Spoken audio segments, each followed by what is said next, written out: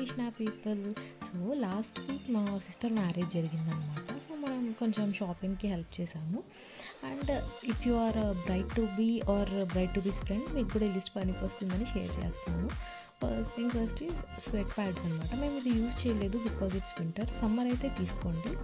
And next వచ్చేసి ఈ చిన్న కిట్, ఇందులో ఫేస్ వాష్, బాదం ఆయిల్ వచ్చేసి నైట్ మొత్తం మేకప్ రిమూవ్ చేసేసిన తర్వాత వైప్స్తో ఇంకొకసారి నీట్గా వైప్ చేసుకొని మసాజ్ చేద్దాము అని చెప్పి పెట్టుకున్నాను.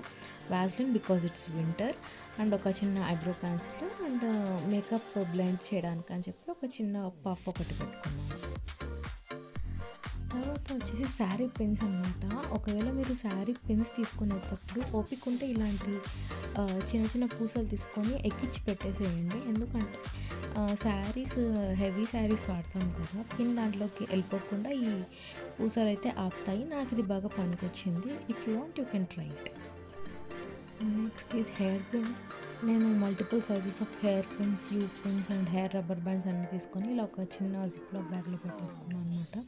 ఆబ్వియస్లీ మనకు బ్రైడ్కి మల్టిపుల్ యూజ్ అవుతాయి, ప్లస్ పక్కన మనం కూడా యూజ్ చేసుకోవచ్చు అని మల్టిపుల్ తీసుకున్నాను నేను. తర్వాత వచ్చేసి షీట్ మాస్క్స్. ఇవి వచ్చేసి ముందు మేకప్ వేయడానికి ముందు ఒక 20 minutes అలా పెట్టామనుకో ఫేస్ కొంచెం మాయిశ్చరైజ్డ్గా ఉంటుంది అని అనిపించింది. అండ్ ఆల్సో చెప్పాను కదా తనది సెన్సిటివ్ స్కిన్, మాకు ఎన్ని లేయర్స్ ఉంటే మేకప్కి స్కిన్కి మధ్య అంత మంచిగా అనిపించి ఇది కూడా యాడ్ చేసుకున్నాను. If you want you can try it.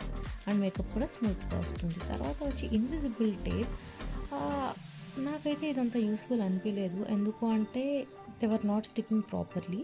So best to avoid this. దీని బదులు స్టిక్ ఏదో వస్తుంది అన్నారు, అది నేను ట్రై చేయాలి, ఇంకా చేయలేదు. వన్స్ నేను అది ట్రై చేశాక ఇస్తాను. అండ్ నెక్స్ట్ ఇయర్ లోబ్స్ అనమాట. యాక్చువల్గా హెవీ ఇయర్ రింగ్స్ కోసం. So sorry, let's meet in part